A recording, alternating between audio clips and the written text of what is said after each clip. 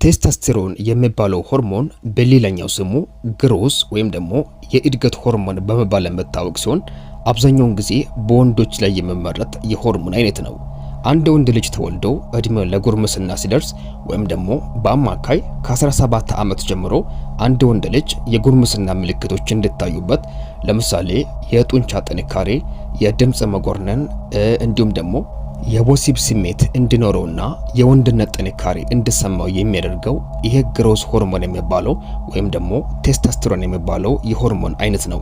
ይህ ሆርሞን በሰውነታችን ውስጥ በተለይም በወንዶች ላይ እንዲመረት የሚያደርገው የሰውነታችን ክፍል ቴስቲክል ብለን የምንጠራ ሲሆን ወይም ደግሞ በተለምዶ ቆለጥ የሚባለው በብልታችን አካባቢ ላይ የሚገኝ የሰውነታችን ክፍል ነው። ታዲያ ይህ ሆርሞን ወይም ደግሞ ቴስቶስቴሮን ጊዜውንና ሰዓቱን ጠብቆ መመረት ሲጀምር እነዚህ ቅድም የጠቀስናቸው የጉርምስና ምልክቶች የሰውነት ጥንካሬ፣ የጡንቻ መፈርጠም፣ የድምጽ መጎርነን እንዲሁም ደግሞ የወንድነት ጥንካሬ እንዲሰማው ዘንድ የዚህ ሆርሞን መመረት እጅግ አስፈላጊ ነው። አንድ ወንድ ልጅ እድሜው ለጉርምስና ደርሶ ነገር ግን የዚህ ሆርሞን ወይም የቴስቶስቴሮን መጠን በሰውነቱ ውስጥ ዝቅ ካለ እጅግ ከፍተኛ የሆኑ ችግሮች መከሰት ይጀምራሉ። ከነዚህም ችግሮች ውስጥ የመጀመሪያው የጥንካሬ ማነስ ወይም ደግሞ የጉልበት ማነስ እንዲሁም በጉርምስና ጊዜ የሚከሰቱ ወይም የሚፈጠሩ ለምሳሌ የጺም መብቀል፣ የድምጽ መጎርነን እንዲሁም ደግሞ የሰውነት እድገትና የመሳሰሉ ለውጦች መዘግየት ይጀምራሉ። በሌላኛው በኩል ደግሞ ከፍተኛ የቴስቶስቴሮን መጠን ያለው ወንድ ፊዚካሊ ሲታይ እጅግ ፈርጠም ያለ ጉልበት ያለው የድምጽ መጎርነን የሚታይበት ወይም ደግሞ ከፍተኛ የሆነ ኮንፊደንስ ያለውና ሞገስ ያለው ወንድ ሆኖ እንዲታይ ያደርጋል። በተለይም ፖርኖግራፊና ግለ ወሲብ በመሳሰሉ አሉታዊ ልማዶች ይህንን ሆርሞን ወይም ደግሞ ቴስቶስቴሮንን በከፍተኛ ሁኔታ ከሚያወርዱ ልማዶች መካከል አንዱ ነው።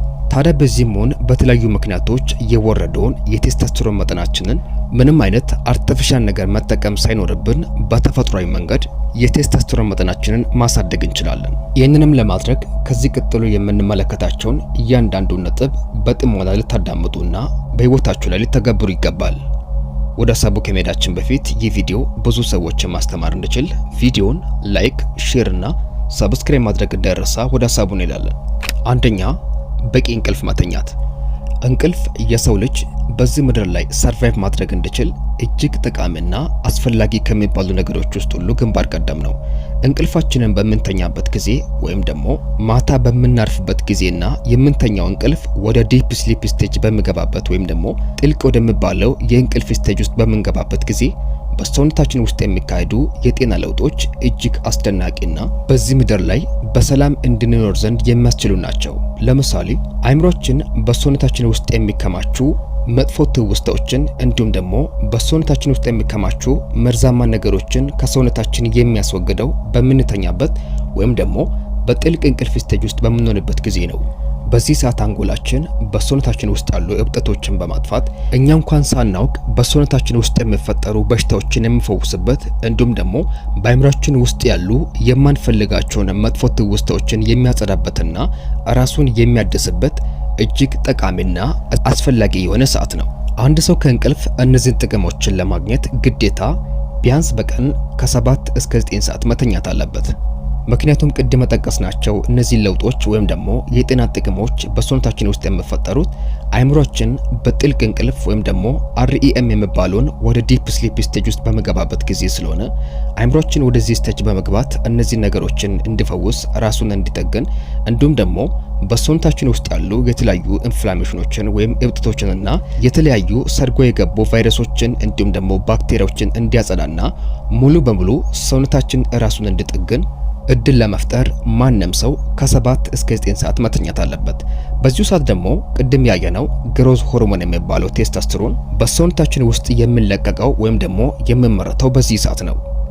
አንድ ሰው በቀን ፑር የሚባለው ወይም ደግሞ ዝቅተኛ የእንቅልፍ ሰዓት ካለው የዚህ ሆርሞን ምርት በጣም መጠኑ እየቀነሰ ስለሆነ የቴስቶስቴሮን መጠኑም እጅግ የወረደ ይሆናል እና በዚህ ምክንያት ይህ ሰው ድክመት የሚሰማው እንዲሁም ደግሞ የተለያዩ የዲፕሬሽን እና የጭንቀት ስሜት የሚሰማው ይሆናል። ከዛም በላይ ደግሞ ሰውነቱ እጅግ የደቀቀና ጉልበት የሌለው እና የሰው ስታይ የምታይ ደም ግባት የሌለው መስሎ እንዲታይ ያደርጋል። የዚህም ትልቁ ምክንያት የሆነው የዚህ ሆርሞን ወይም ደግሞ የቴስቶስቴሮን መጠን ዝቅ ማለቱ ስለሆነ አንድ ሰው ይህንን የቴስቶስቴሮን መጠንን በተፈጥሯዊ መንገድ ለማሳደግ ቢያንስ ማታ ላይ ከ7 እስከ 9 ሰዓት መተኛት አለበት። ምክንያቱም ይህ ሆርሞን ወይም ደግሞ ቴስቶስትሮን የሚመረተው ጥልቅ የእንቅልፍ ስርዓት ወይም ደግሞ ዲፕ ስሊፕ ስቴጅ ውስጥ በምንሆንበት ጊዜ ስለሆነ ማለት ነው። ስለዚህ የቴስቶስትሮን ሆርሞንን በተፈጥሯዊ መንገድ ለማሳደግ ሁላችሁም ከዚህ ቀን ጀምሮ ቢያንስ በቀን ስኬጁላችሁን በማስተካከል ከ7 እስከ 9 ሰዓት መተኛት ይኖርባችኋል። ሁለተኛው መንገድ ደግሞ የቴስቶስትሮን መጠንን በተፈጥሯዊ መንገድ ለማሳደግ የሆርሞኑን ምርትን የሚያግዙ ምግቦችን መመገብ ነው። ቴስቶስትሮን በተፈጥሮ የሚመረተው ከኮሌስትሮል ነው። ኮሌስትሮል ደግሞ ጤናማ ምግብ ያላቸው ምግቦችን ስንመገብ በሰውነታችን ውስጥ ይመረታል። ስለዚህ ጤናማ ስብ ያላቸውን ወይም ደግሞ ሄልዚ ፋት ያላቸው ምግቦችን መመገብ ለቴስቶስትሮን ፕሮዳክሽን እጅግ ወሳኝ ነው። ለምሳሌ እንደ እንቁላል፣ አቮካዶ፣ ኦሊቭ ያሉ ዘይቶችን እንዲሁም አሳዎችን መመገብ በተለይም እንደ ቱና ያሉ አሳዎችን መመገብ በሰውነታችን ውስጥ የቴስቶስትሮን ፕሮዳክሽን ሆርሞን ከፍ እንዲል ያደርጋል። ይህም እነዚህ ምግቦችን በተለይም እነዚህ ጤናማ ስብ ያላቸው ምግቦችን መመገብ ከቴስቶስትሮን ሆርሞን ፕሮዳክሽን በተጨማሪ አይምሮአችን ንቁና ቀልጣፋ ሆኖ እንዲሰራ የሚያግዙ የምግብ አይነቶች ናቸው። ምናልባት እነዚህ ምግቦችን በቀላሉ ማግኘት የማትችሉና ምናልባት የገንዘብ እጦት ያለባችሁ ሰዎች አቮካዶን ብትመገቡ እነዚህን ሁሉ ምግቦችን ባካለለም ነገር ግን በአቅሙ አይምሮአችሁ ወይም ሰውነታችሁ ይህንን ጤናማ ስብን በአግባቡ እንዲያገኝና ሰውነታችሁ ቴስቶስትሮንን በተገቢው መንገድ እንዲያመርት የሚያገዝ እጅግ ምርጥ የሆነ አትክልት ነው። ስለዚህ እነዚህን እንቁላል ወይም ደግሞ ኦሊቭ የሆኑ እነዚህ ዘይቶችን ወይም ደግሞ አሳዎችን ለማግኘት የምትቸገሩና በአካባቢያችሁ እነዚህ ነገሮችን በቀላሉ የማታገኙ ከሆነ አትክልቶችን በተለይም አቮካዶን በመመገብ አቮካዶ በውስጡ ከፍተኛ መጠን ያለው ጤናማ ስብ ስላለው አቮካዶን ብቻ በመመገብ ሰውነታችሁ ጤናማ ስብን እንዲያገኝና የቴስቶስትሮን ፕሮዳክሽንን ጤናማ በሆነ መንገድ እንዲያከናውን ማድረግ ትችላላችሁ። ይህም የቴስቶስትሮን ፕሮዳክሽንን ከመጨመሩም በላይ ሰውነታችሁ ጤናማ የሆነ ስብ እንዲያገኝና አይምሮአችሁ ሁሌም ንቁ እንዲሆን ወይም ደግሞ በቀልጣፋ መንገድ እንዲሰራ ያግዛል። ሶስተኛው ደግሞ ጭንቀትን መቀነስ ነው። ሁላችንም በምንጨነቅበት ጊዜ ወይም ደግሞ ወደ ጭንቀት ማይበል ውስጥ በምንገባበት ጊዜ በሰውነታችን ውስጥ ኮርቲሶል የሚባል የመመረት የጭንቀት ሆርሞን አለ። ይህ ሆርሞን ስትሬስ ሆርሞን በመባል የሚታወቅ ሲሆን ሰውነታችን ውስጥ የመደንዘዝ ወይም ደግሞ በጭንቀት ውስጥ እንድንቆይ የሚያደርግና ድክመት እንዲሰማን ወይም ደግሞ እንዳንነቃቃ የሚያደርግ ወይም ደግሞ የሚያደነዝዘን አይነት ሆርሞን ነው። ኮርቲሶል በተፈጥሮ በራሱ መጥፎ ሆኖ ሳይሆን ለምሳሌ ጠዋት ማታ ተኝተን ጠዋት ስንነቃ ካልጋችን እንድንነሳ የሚያደርገን ሆርሞን ነው። ነገር ግን በጭንቀት ምክንያት ይህ ሆርሞን ሲመረት ሰውነታችን በጣም እንዲዝል በማድረግ ወይም ደግሞ አይምሮችን በጣም እንዲዝል በማድረግ እንዳናስብ ወይም ደግሞ አይምሮችን ለማሰብ እንዲቸገር ያደርጋል። ስለዚህ ይህንን ነገር ለመከላከል ደግሞ ጭንቀትን መቀነስ እጅግ አስፈላጊ ነው እና ደግሞ እነዚህ ኮርቲሶል የሚባሉ የጭንቀት ሆርሞኖች ለምሳሌ አድሬናሊን የሚባሉ የጭንቀት ሆርሞኖች በአይምሮአችን ውስጥ በከፍተኛ ሁኔታ በመመረትበት ጊዜ ይሄ ግሮዝ ሆርሞን የምንለው ወይም ደግሞ ቀደም ያየነው የጉርምስና ጊዜ የሚመረቱ እነዚህ ምልክቶች እንድታዩ የሚያደርገው የቴስቶስትሮን ሆርሞን መጠኑ በጣም እያነሰና ዝቅ እያለ ይሄዳል። የቴስቶስትሮን መጠን በጣም ዝቅ ካለ ደግሞ እነዚህ በጉርምስና ወቅት የሚታዩ የድምጽ መጎርነን፣ የጺም መብቀል እንዲሁም ደግሞ እነዚህ የጡንቻ መፈርጠምና የመሳሰሉ ጉርምስናን የሚያመለክቱ እነዚህ ምልክቶች ይዘገያሉ። ለምሳሌ የቴስቶስትሮን መጠን ዝቅ ያለበት አንድ ወንድ ልጅ እድሜው 25 26 ሆኖ እንኳን በጉርምስና ጊዜ የሚታዩ እነዚህ ለውጦች መታየት ያቆማሉ ወይም ደግሞ ይዘገያል። ምክንያቱም የቴስቶስትሮን መጠን ስለሆነ ያ ነገር እንዲታይ የሚያደርገው ቴስቶስትሮን ደግሞ መጠኑ ከወረደ እነዚህ ምልክቶች ይዘገያሉ ማለት ነው። ስለዚህ ቴስቶስትሮን በተፈጥሯዊ መንገድ በሰውነታችን ውስጥ እንዲመረት ወይም ደግሞ እንዲረጭ እነዚህ በጭንቀት ምክንያት የሚመረቱ ኮርቲሶል የምንላቸው እነዚህ ሆርሞኖች እንደ አድሬናሊን ያሉ ሆርሞኖች መመረት መቀነስ ወይም መጠናቸው ዝቅ ሊል ይገባል። ስለዚህ የሚያስጨንቁ ሁኔታዎች እንኳን ቢኖሩ እንደ ብሬዝ ኤክሰርሳይዝ የመሳሰሉ በመስራት ወይም ደግሞ ተፈጥሯዊ ወደ ሆኑ ቦታዎች በመሄድ ጭንቀታችሁን በመቀነስ ወይም ደግሞ ለጭንቀት መጋለጥ እድላችሁን በመቀነስ በተለይም ሶሻል ሚዲያ ላይ ረጅም ሰዓት ባለመቆየት እነ ፖርኖግራፊን የመሳሰሉ አሉታዊ ልማዶችን ከማዳበር ራሳችሁን በመቆጠብ ከጭንቀት ራሳችሁን በመጠበቅ የዚህን ግሮዝ ሆርሞን መጠንም በመጠበቅ ሰውነታችሁ ተገቢ የሆነውን የሆርሞን ሚዛንን ጠብቆ እንዲኖር ወይም ደግሞ እንዲቀጥል ማድረግ ትችላላችሁ። ስለዚህ በተፈጥሯዊ መንገድ የቴስቶስትሮን መጠናችሁን ከፍ ለማድረግ እነዚህን የጭንቀት ሆርሞን የሆኑትን እነ ኮርቲሶልና አድሬናሊን የመሳሰሉትን መቀነስ ይኖርባችኋል። ይህም የግሮዝ ሆርሞን ወይም ደግሞ ቴስቶስትሮን ከፍ እንዲል ከሚያደርጉ ነገሮች ውስጥ አንዱ ነው። ሌላኛው ደግሞ የቴስቶስትሮን መጠን በተፈጥሯዊ መንገድ ከፍ እንዲል ከሚያደርጉ ነገሮች ውስጥ አንዱ የጠዋት ፀሐይ ነው። በተለይም ከጠዋቱ 1 ሰዓት እስከ 2 ሰዓት ተኩል ወይም እስከ 2 ሰዓት ከ40 ድረስ ያለው የጠዋት ፀሐይ ለቴስቶስትሮን ምርት እጅግ አስፈላጊና ጥሩ ነው።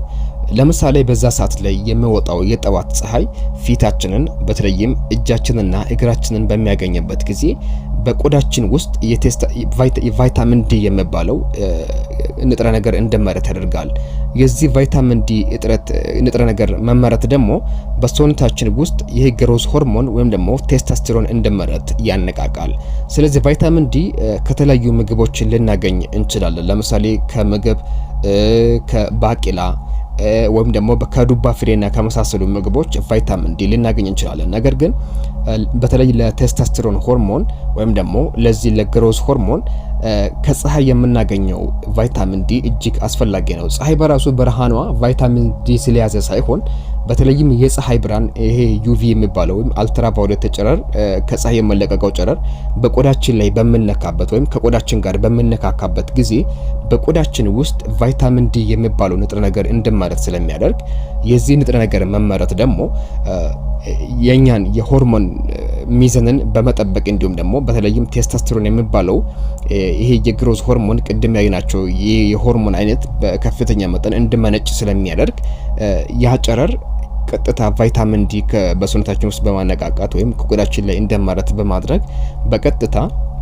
ይሄ የግሮዝ ሆርሞን ወይም ደግሞ ቴስቶስትሮን እንዲመረት የማድረግ አቅም አለው። ስለዚህ ቢያንስ ጠዋት ከ1 ሰዓት ጀምሮ እስከ 2 ሰዓት ከ40 ድረስ ያለውን የጠዋት ፀሐይን ፀሐዩ ፊታችሁን እጃችሁንና እግራችሁን እንዲነካ ወይም እንዲያገኝ በማድረግ በሰውነታችሁ ላይ የቫይታሚን ዲ ምርት እንዲካሄድ በማድረግ ቴስቶስትሮንን ሳፖርት ማድረግ ይቻላል። ይህም የቴስቶስትሮን ሆርሞን በተፈጥሯዊ መንገድ እንዲመረት ከሚያደርጉ መንገዶች መካከል አንዱ ነው። ሌላኛው ደግሞ በሰውነታችን ውስጥ የቴስቶስትሮን መጠን ከፍ እንዲል ከሚያደርጉ ነገሮች አንዱ የሰውነት እንቅስቃሴ ወይም ፊዚካል ኤክሰርሳይዝ ነው። በሰውነታችን ላይ የምናደርጋቸው እያንዳንዱ እንቅስቃሴዎች ለምሳሌ ወክ ማድረግ ሊሆን ይችላል፣ መሮጥ፣ ዋናና የመሳሰሉ ፊዚካል ኤክሰርሳይዝ በተለይም እነዚህ ከበድ ያሉ ዳምፕሎችን መግፋት ከአቅማችን ጋር የተመጣጠነ ዳምፕሎችን መግፋት በሰውነታችን ውስጥ ቴስቶስትሮን እንዲመረት ከሚያደርጉ ኤክስትሪም ከሆኑ መንገዶች መካከል አንዱ ነው። በተለይም አንድ ሰው ለምሳሌ ወንድ ልጅ ክብደቱ እየጨመረ ሲሄድና በተለይም በሆዱ አካባቢ ላይ ቦርጭ እየተከማቸና በሰውነቱ ላይ ስብ እየተከማቸ በሄደ ቁጥር ይሄ በሴቶች ላይ የሚመረተው ኢስትሮጅን የሚባለው የፊሚኒን የሆነ ሆርሞን እንዲመረት ያደርጋል። የፊሚኒን ሆርሞን ደግሞ ኢስትሮጅን በመባል የምታወቅ ሲሆን ልክ ወንዶች ላይ ይሄ ቴስቶስትሮን የሚባለው ሆርሞን እንደሚመረት ሁሉ በሴቶች ላይም በጉርምስና ጊዜ ድምጻቸው እንዲቀጥን፣ ዳላቸው አካባቢ እንዲሰፉ እንዲሁም ደግሞ ጡታቸው እንዲወጣ የሚያደርግና እነዚህ በጉርምስና ጊዜ የሚከሰቱ ለውጦች እንዲፈጠር የሚያደርግ ኢስትሮጅን የሚባል ሆርሞን ይመረታል እና አንድ ወንድ ልጅ ደግሞ ክብደቱ ከፍ እያለና በሰውነቱ ላይ ስብ እየተከማቸ በሄደ ቁጥር የዚህ ሆርሞን የቴስቶስትሮን ሆርሞን ዝቅ በማለት ይህ ሆርሞን ወደ ኤስትሮጅንነት ይቀየራል። ይህም ያ ሰውዬ ወይም ደግሞ ያ ክብደት ያለው ወይም የሰውነት ስብ የተከማቸበት ሰው አንዳንድ ባህሪ ወይም ቢሄቨሩ ወደ ፌሚኒን እንዲቀየር በማድረግ ኢቭን መንቀሳቀስ ሁሉ እያንዳንዱ እንቅስቃሴ ወደ ፌሚኒን እንዲቀየር በማድረግ የዛ የቴስቶስትሮን ሆርሞን መጠንን በጣም ኢፌክት ይፈጥርበታል። ስለዚህ ክብደት መጨመር ቴስቶስትሮናችን እንዲቀንስ ከሚያደርጉ ችግሮች ውስጥ አንዱ ነው። እንዲሁም ደግሞ ፊዚካል ኤክሰርሳይዝ በማድረግ ወይም ደግሞ እነዚህ እንቅስቃሴዎችን ወክ፣ መሮጥ ሊሆን ይችላል። እነዚህ ክብደት በማንሳት የቴስቶስትሮን መጠናችንን ሳፖርት ማድረግ እንችላለን ማለት ነው። ስለዚህ አንድ ወንድ ልጅ የቴስቶስትሮን መጠኑን ለመጠበቅ ግዴታ ፊዚካል ኤክሰርሳይዝ መስራት አለበት፣ መንቀሳቀስ አለበት። እንዲሁም ደግሞ እንደምንም ብሎ በሰውነቱ ላይ ስብ እንዳይከማች መከላከልና ጤንነቱን መጠበቅ አለበት። እነዚህ ሁሉ ነገሮች በሰውነታችን ውስጥ የቴስቶስትሮን መጠናችን ጤናማ ሆኖ እንዲቆይና ምንም አይነት የኬሚካል ሰፕሊመንት መጠቀም ወይም ሰብስታንሶችን መጠቀም ሳያስፈልገን በጤናማ መንገድ የቴስቶስትሮን መጠናችን ከፍ እንዲል ከምናደርግባቸው መንገዶች መካከል አንዱ ነው ማለት ነው። ክቡራን ተመልካቾቻችን ከዛሬ ቪዲዮ ብዙ እንደተማራችሁ ተስፋ እናደርጋለን። በዛሬ ቪዲዮ ላይ ሀሳብ አስተያየት ካላችሁ በኮሜንት ሳጥን ላስቀምጡልኝ። በተረፈ ሌላ ጊዜ በሌላ ቪዲዮ እስክንገናኝ ሰላማችሁ ይብዛልኝ።